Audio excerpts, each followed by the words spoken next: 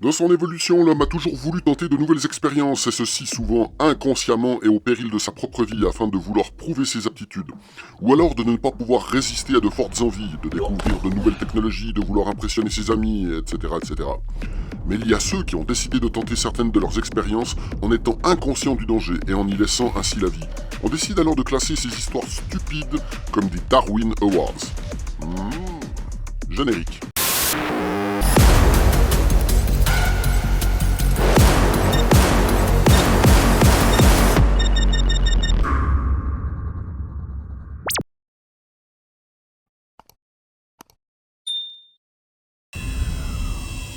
Ouais mais non, hein. Plus tard ce sera Dark Vador, vous allez prendre cher. C'est un bel enfoiré. Faut absolument le virer d'ici. Un vaisseau? Une coupe? Un vaisseau? Un speeder?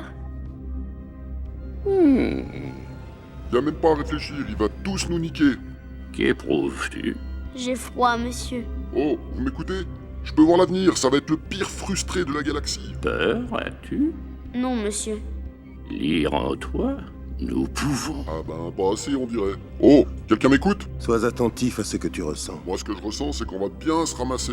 Tes pensées sont tournées vers ta mère. Ouais ben, elle va très vite crever. Ça va finir avec une dépression des familles, vous allez voir, vous allez pas être déçus. Elle me manque beaucoup.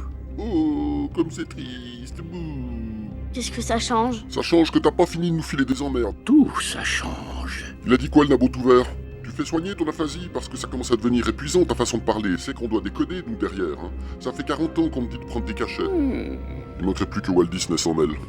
Qui n'a jamais voulu tenter une expérience après avoir eu une simple petite idée saugrenue J'ai une super idée là. de constater malheureusement que ce n'était qu'une très mauvaise idée et un échec total. Très mauvaise idée. Mais il y a ces histoires que l'on classe comme Darwin Awards. Alors, on les nomme comme ça car leurs expériences sont tellement stupides qu'elles sont une insulte à l'évolution de l'homme. Oh mais quel con alors! Ainsi, dans les années 90, une étudiante décide de classifier sous le nom Darwin Awards tous les incidents ridicules que l'homme a tenté de faire, toute époque confondue. Pour commencer, un exemple simple de Darwin Award. Le roi de Suède Adolf Frédéric, qui était sur le trône de 1751 à 1771, aimait bien la bonne chair. On sait que d'habitude la royauté n'est pas du genre à se taper une petite salade des familles pour leur repas, et c'est bien le cas de ce roi qui, après avoir mangé en un seul repas, tenez-vous bien, et surtout, imaginez, du caviar, de la soupe aux choux, des harengs, des homards, de la choucroute. Le tout arrosé d'un petit champagne à foison pour faire descendre tout ça. Alors, pour le menu, du homard mayonnaise. Il décide ensuite de s'envoyer le dessert, mais là où toute personne normale se dit qu'il va éclater, lui, il avale plusieurs semlas et meurt d'une effroyable indigestion. Alors le semla est un dessert typique de Suède à base de brioche fourrée à la pâte d'amande et à la crème, donc un bon boulet d'artillerie pour l'estomac. Il est possible d'en trouver occasionnellement à la cantine de Kikouille. Vous savez bien, le magasin où vous vous dites en entrant que vous voulez juste une ampoule et vous ressortez 4 jours plus tard avec une armoire suédoise, 3 buffets et 2 canapés. Des stommels. T'es mal. En 1993, au 24e étage de la Bank Tower de Toronto, au Canada, c'est les Canadiens. Gary Hoy, qui est un peu l'avocat badass de l'étage, a un bureau impressionnant, avec de grandes baies vitrées du sol au plafond. Gary a l'habitude de se jeter de toutes ses forces sur la vitre pour prouver aux visiteurs que c'est très solide et qu'il ne risque rien. Pour épater un parterre de nouveaux étudiants venant faire une visite des bureaux, il décide une énième fois de faire cette démonstration. Gary prend de l'élan et se jette sur la vitre. Gary a 24 étages de chute libre pour se rendre compte que rien n'est incassable. Si vous comptez à peu près 3 mètres par étage, vous êtes au minimum à 72 mètres de haut. Je me demande ce qu'en pensait l'assurance après ça. Mike Hughes était un Américain adepte de la théorie de la Terre plate.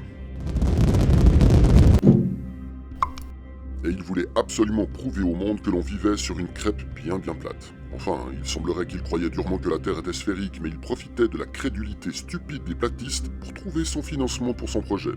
Ah, je dis pas, il faut absolument essayer d'aller au bout de ses rêves, mais évitez de vous mettre en danger comme lui.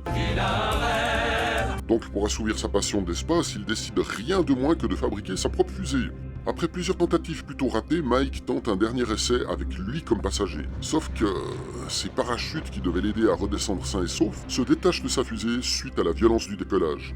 Pas de parachute, pas de parachute. Il s'écrase comme une bouse avec son engin après son envol. Les platistes étaient contents. Ils l'ont effectivement retrouvé tout plat. Les États-Unis, le seul pays où la logique, la raison et l'intelligence ne peuvent se mettre d'accord sans tirer quelques rafales en l'air. Ainsi, Madame et Monsieur Stiller se baladaient à bord de leur voiture à 2h du matin dans la petite ville de Andover Township, un petit bled dans le New Jersey. Et comme il ne se passe pas grand-chose dans cette région un peu paumée, ils décident de faire la fête tout seuls, rien que les deux. Et quoi de mieux pour faire la fête que d'allumer un bâton de dynamite et de le lancer par la fenêtre ouverte de la voiture? Le principe est simple. Première étape, allumer le bâton TNT. Étape 2, le jeter loin par la fenêtre. Ah, oups, ne pas oublier d'allumer le bâton après avoir ouvert la fenêtre. Pris de panique en constatant la fenêtre fermée alors que la mèche était allumée, le couple fait tomber le bâton dans la voiture. La voiture explose.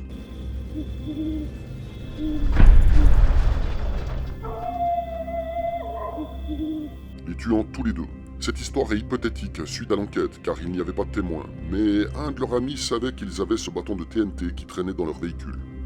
Toujours aux États-Unis. Je pense que chez eux, le Darwin Awards est un art de vivre. Un homme et son chien, bien dressés, décident d'aller faire une balade sur un lac totalement gelé en Alaska. Mais quoi de mieux que de se balader avec un bâton de dynamite? Mais oui, c'est rigolo la dynamite. Attention, c'est de la dynamite. Donc Robert, je sais pas comment il s'appelle, donc ce sera Robert. Je m'appelle Robert. Or, donc Robert décide de tester la solidité de la glace du lac avec son bâton de dynamite.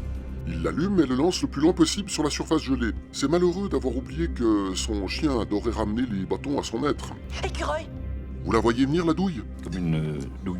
Le mec, trouvant déjà amusant de jouer avec de la TNT, en plus de prendre son chien avec, sachant qu'il adore ramener les bâtons. Ça dépasse tout ce que j'ai pu imaginer. Évidemment, le chien se précipite, récupère le bâton et revient à toute vitesse vers son maître. Imaginez la scène d'horreur quand Robert a compris la stupidité de son geste et décide de courir à l'opposé, mais poursuivi par son chien qui est juste 2 fois plus rapide que lui. La pauvre bête, ne comprenant évidemment pas pourquoi son maître fuyait à son approche, arrive finalement à le rattraper. Je me demande comment ils ont fait pour trier les morceaux entre Robert et son chien. Pauvre toutou quand même. En 1988, toujours aux États-Unis. Ben tiens. Un parachutiste instructeur demande à un de ses amis, parachutiste aussi, T'as pas confiance? La confiance, ça se gagne. de filmer un saut en tandem avec un débutant et lui-même dans le cadre d'un cours de formation de saut. Tiens, prends le mien. Alors attention, ce sont les vraies images de cette sortie.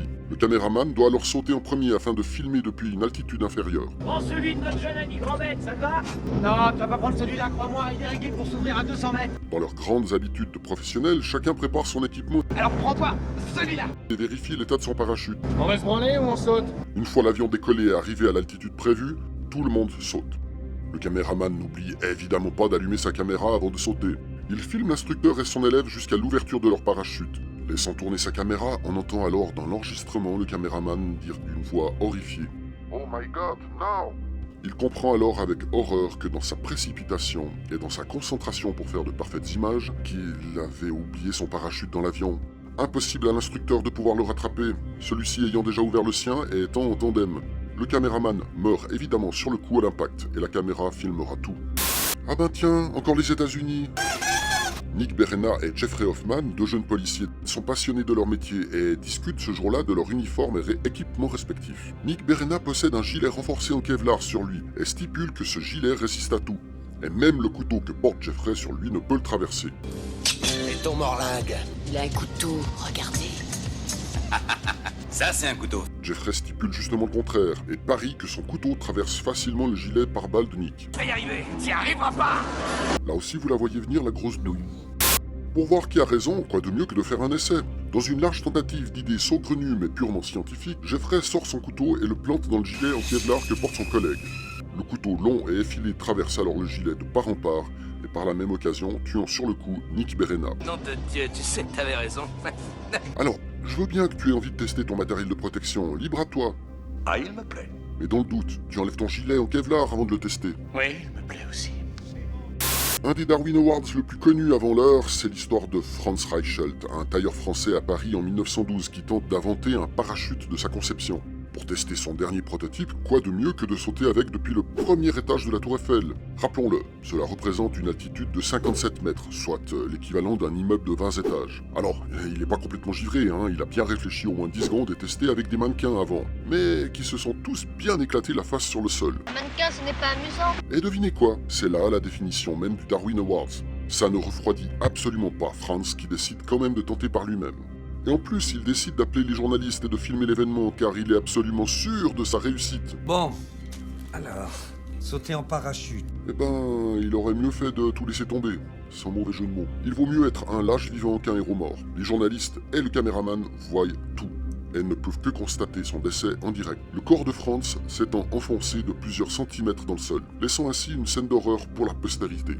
Il y a eu maintes histoires bien plus ridicules encore qui ont étoffé les archives secrètes de type Darwin Awards. D'ailleurs, il est sûrement aussi arrivé des malheurs à certains d'entre vous sans conséquences fatales, mais qui auraient pu le devenir, et en constatant après coup que le grand coupable n'était personne d'autre que vous, votre inconscience et votre fierté.